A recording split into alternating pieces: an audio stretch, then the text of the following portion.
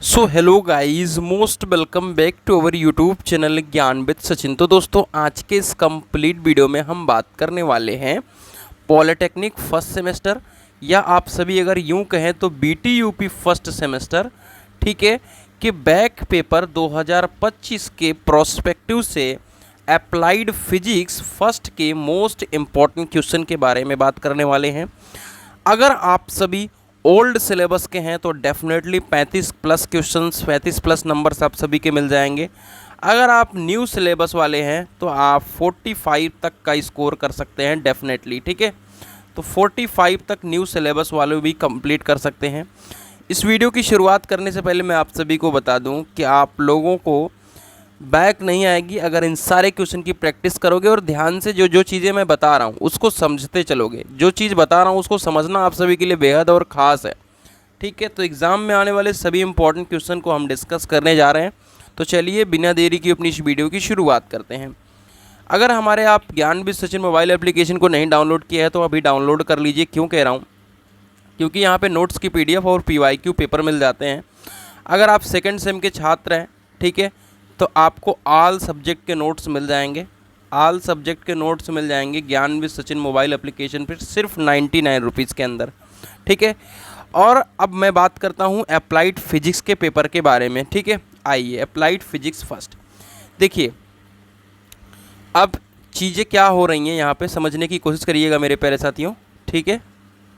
अच्छा, कुछ और ही है यहाँ पर, ठीक है, हाँ ठीक है, ओके।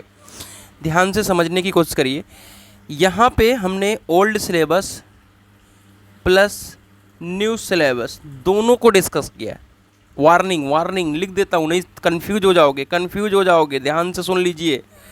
वार्निंग ये है कि ओल्ड सिलेबस का जो क्वेश्चंस है और न्यू सिलेबस का दोनों में मिक्सअप है। मतलब आपको पूरा वीडियो देखना पड़ेगा तभी आपका कंसेप्ट क्लियर होगा। मतलब जैसे सिलेबस चेंज होने के प्रोस्पेक्टिव से बात कर रहा हूँ। जैसे मान लो ये चैप्टर है, इसको मैंने एकदम बिल्कुल छोड़ रखा है, ये आपका छोड़ रखा है। उसमें क्या इंपॉर्टेंट क्वेश्चन है मैंने आगे भी डिस्कस किया है। तो इसलिए वीडियो को थोड़ा अंत तक देखना पड़ेगा तभी चीज़ें क्लियर होंगी। नहीं देखते हो तो परेशान रहोगे। बैक लगी है मेरे भाई, आपको पता ही है। और जैसा कि मैंने आप सभी को बता दूँ कि बैक पेपर टफ भी आता है, ठीक है। अब डरा नहीं रहा हूँ, जो रियलिटी है सो बता रहा हूँ, ठीक है। तो बैक पेपर टफ भी आता है तो उसके लिए छोटी छोटी चीज़ों पर भी आपको फोकस करना पड़ेगा। 2-3 दिन आप लोगों के लिए बहुत है। अगर मैं बात करूं ओल्ड सिलेबस हो या न्यू सिलेबस, दोनों के लिए बीमी सूत्र मोस्ट इम्पॉर्टेंट है, रामबाण है, ठीक है। अब आप कहोगे एक एक नंबर से क्या होता है? भैया एक एक नंबर से आप लोगों का क्या होता है, बैक लगता है। कभी कभी 17 नंबर पास मार्किंग है तो 16 मिल जाता है। तो बीमी सूत्र बहुत ज़रूरी है, इसे आप ज़रूर पढ़ें। परसेंटेज एरर न्यूमेरिकल, ये दोनों ओल्ड सिलेबस हो या न्यू सिलेबस, देखिए लास्ट ईयर अगर आप देखोगे न्यू सिलेबस वालों की बात करें तो दोनों पेपर में, 2 पेपर हुए थे, दोनों पेपर में परसेंटेज एरर का न्यूमेरिकल आया था। और मैं चिल्ला के उन लोगों को कह रहा था कि परसेंटेज एरर का न्यूमेरिकल बहुत सरल है, एक बार आप प्रैक्टिस कर लोगे बहुत आराम से 2 लाइन के कंसेप्ट में आप 4 नंबर गेन कर ले रहे हो। और लास्ट ईयर तो न्यू सिलेबस वालों को 4 नंबर में दिया था, हर साल तो 2 नंबर में देता था न्यू ओल्ड सिलेबस वालों को। तो परसेंटेज एरर का न्यूमेरिकल दोनों को, बीमी समांगीयता का सिद्धांत और उसकी सीमाएं, ठीक है, ये चीज़ बहुत इंपॉर्टेंट है। ये आपका सिर्फ 2 नंबर में है, इस बात का ध्यान रखें। अब बात करते हैं ओल्ड सिलेबस न्यू सिलेबस के लिए। देखिए जो हमारे न्यू सिलेबस वाले हैं इनके लिए थोड़ी सी राह कठिन हो गई है। राह कठिन ऐसे हो गई है क्योंकि यहाँ पे 2-2 नंबर, 2.5 नंबर और 1-1 नंबर के क्वेश्चन आ रहे हैं। अगर आपने पैटर्न देखा होगा तो इसमें शुरुआत में मल्टीपल वाले हैं और उसमें गैप में भरना है, दूसरे में 1-1 नंबर का है, फिर 2-2 नंबर का है, 2.5 नंबर का है, फिर 4 नंबर का। ओल्ड वालों का क्या है कि 3 जो पार्ट बनता है वो 5-5 नंबर का बनता है। तो उनके लिए अगर मोटा मोटा 3-4 क्वेश्चन फंस गया उनका ढंग से तो सारा काम उनका वहीं पे सेट हो जाता था। लेकिन न्यू वालों को बहुत कुछ पढ़ना है, इस बात का वो लोग ध्यान रखें। आइए शुरू करते हैं। ये आप समझ गए चैप्टर नंबर 2 ओल्ड वाले, ठीक है। नीचे देखेंगे अभी जब मैं आप सभी के साथ न्यू सिलेबस वाला डिस्कस करूंगा, क्योंकि मेजॉरिटी चीज़ें सेम है, इस बात का ध्यान रखें। ऐसा नहीं है कि मतलब बहुत कुछ डिफरेंट है, नहीं। कार्य ऊर्जा प्रमेय बहुत इंपॉर्टेंट क्वेश्चन है, ठीक है। 2 नंबर का फिक्स क्वेश्चन होता है, फिक्स क्वेश्चन। ठीक है, इस बात का आप लोग ध्यान रखें, ये ओल्ड सिलेबस के लिए बात कर रहा हूँ। ठीक है, chapter number 4 as it is आगे मिल जाएगा। चैप्टर नंबर 5 में स्केप वेलोसिटी यानी पलायन वेग। ठीक है, पलायन वेग बहुत इंपॉर्टेंट चीज़ है, इस बात का आप लोग ध्यान रखें। ठीक है, पलायन वेग। आइए चैप्टर नंबर 6 पे आएंगे तो सरफेस टेंशन यानी आपका पृष्ठ तनाव। पृष्ठ तनाव हो गया। बर्नौली चाचा, बर्नौली चाचा को तो भूल नहीं सकते। ठीक है, पूरा डेरिवेशन देना है। ठीक है, ध्यान रहे कि डेरिवेशन ओल्ड वालों के लिए है, डेरिवेशन ओल्ड वालों के लिए है, न्यू वालों के लिए डेरिवेशन नहीं है।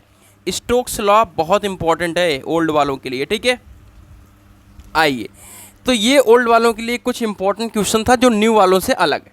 ठीक है, इतनी बात समझ में आ गई। अब बात करते हैं। देखिए, अगर न्यू वाला है चाहे ओल्ड वाला है, ठीक है, आप लोगों की डिमांड पे, ठीक है, 35 रुपीज़ में आप सभी को इसका नोट्स दे रहा हूँ। ठीक है, इसका नोट्स दे रहा हूँ। कहाँ पर?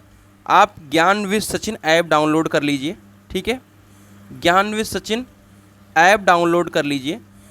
ओल्ड वालों का एक्यूरेट सिलेबस है, ध्यान से सुनिएगा। ओल्ड वालों का क्या है? एक्यूरेट सिलेबस है। फिर से सुन दे रहा हूँ, बता दे रहा हूँ। ओल्ड वालों के हिसाब से वो सिलेबस है। न्यू वाले चाहें तो उसे ऑप्ट कर सकते हैं। क्यों? क्योंकि 80% सिलेबस आपका कॉमन है। कितना? लगभग 70 से 80% सिलेबस आपका कॉमन है। तो न्यू वाले भी ऑप्ट कर सकते हैं सिर्फ 35 रुपीज़ में। न्यू वालों के लिए 35 रुपीज़ मैंने करा है। ओल्ड वालों के लिए 49 रहता था, लेकिन उनका भी बेनिफिट हो जा रहा है कि उन्हें 35 रुपीज़ में ये नोट्स मिल जाएगा। और ये 2025 के प्रोस्पेक्टिव से चीज़ें मैं बता रहा हूँ। आगे जब कभी वीडियो देख रहे हो शायद अप्लाइड फिजिक्स की बैक का, तो हो सकता है कि वहाँ पर अपलोडेड हो, ऐप पे नहीं हो। लेकिन अभी फ़िलहाल के लिए मैं 10 मई आज डेट है, या 11 मई जो भी डेट है आज की, क्या डेट है? 11 मई डेट है आज। और जो 2-3 दिन बाद बैक पेपर होने वाला है उसके प्रोस्पेक्टिव से नोट्स के बारे में बता रहा हूँ। तो डेफिनेटली अभी आप लोग इस वीडियो को देखेंगे और जाइए नोट्स को लीजिएगा। और टेलीग्राम चैनल को अगर नहीं ज्वाइन किया है तो ज्वाइन कर लीजिए। ओल्ड वालों के लिए तो स्पेशली कह रहा हूँ, ठीक है। न्यू वालों तो ज्वाइन कर लो। न्यू वालों के लिए क्या है कि इंजीनियरिंग मैकेनिक्स हो गया, इन सारे PYQs को मैं डाल रहा हूँ वहाँ पे। इन्वायरमेंटल साइंस है। ओल्ड वालों के लिए 2023 और 2024 दोनों का पेपर मैंने अपलोड कर दिया है। ओल्ड वालों के लिए बात कर रहा हूँ, ठीक है। तो आप जा कर के फाइल सेक्शन में टेलीग्राम पे जा कर के देख सकते हो। कहाँ पर? फाइल सेक्शन पे। तो टेलीग्राम चैनल को भी अवश्य ज्वाइन कर लें। इन सब चीज़ों को कॉपी में नोट करते चलें कि हमको क्या क्या करना है। नोट्स जा कर के लेना है। टेलीग्राम चैनल को ज्वाइन करके वहाँ पर क्या देखना है आपको, वहाँ पर आप जा कर के PYQ को देखना है, राइट। आइए, जैसा कि मैंने न्यू सिलेबस को डिस्कस करना शुरू कर दिया है। बीमी सूत्र मैंने ऑलरेडी आप लोग को बताया है, समांगिता का सिद्धांत बताया है, बीमी समीकरण और उसके लिमिटेशंस बताए हैं, जिसमें से मैं आप सभी को परसेंटेज न्यूमेरिकल इसलिए कह रहा हूँ, ठीक है, न्यूमेरिकल नहीं कह रहा हूँ इसमें न्यू वालों को, ठीक है, क्योंकि last year back to back percentage numerical पूछा गया है, तो हो सकता है कि चांसेस नहीं है। लेकिन अगर आपके पास समय है और आपकी थोड़ी बहुत प्रैक्टिस है तो डेफिनेटली उस पर आप कमांड बना सकते हैं। आइए, ये जो चैप्टर नंबर 2 है, अगर ओल्ड वालों की बात करें तो उनको तो आना चाहिए। क्यों? क्योंकि उन्होंने इंजीनियरिंग मैकेनिक्स भी पढ़ रखी होगी, या नॉर्मली फ्रिक्शन के बारे में तो हमेशा से पढ़ा होगा। अगर मैं न्यू वालों की बात करूं तो triangle law, parallelogram law, friction, और आपके जो लैडर के जो सरकने वाले कई सारे एंगल ऑफ फ्रिक्शन, ठीक है,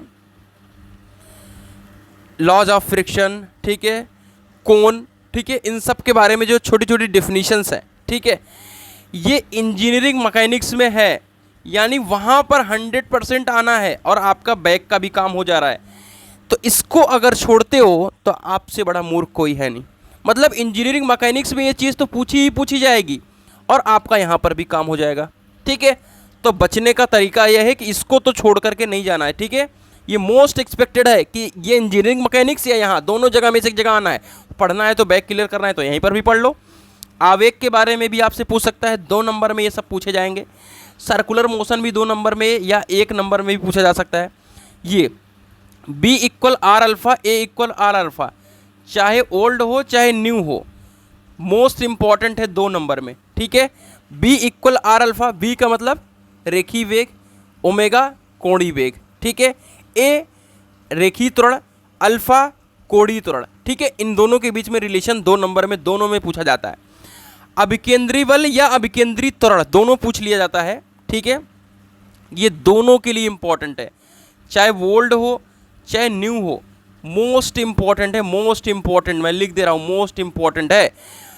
अगर A इक्वल टू V²/R देता है तो समझ लो कि अभिकेंद्री त्वरण आ रहा है, लेकिन अगर बल लगा दिया तो यम का मल्टीप्लाई, F बराबर क्या होता है, MA होता है, यम की मल्टीप्लाई कर दिया तो क्या हो गया, अभिकेंद्री बल बन गया। समझ में आ गई बात।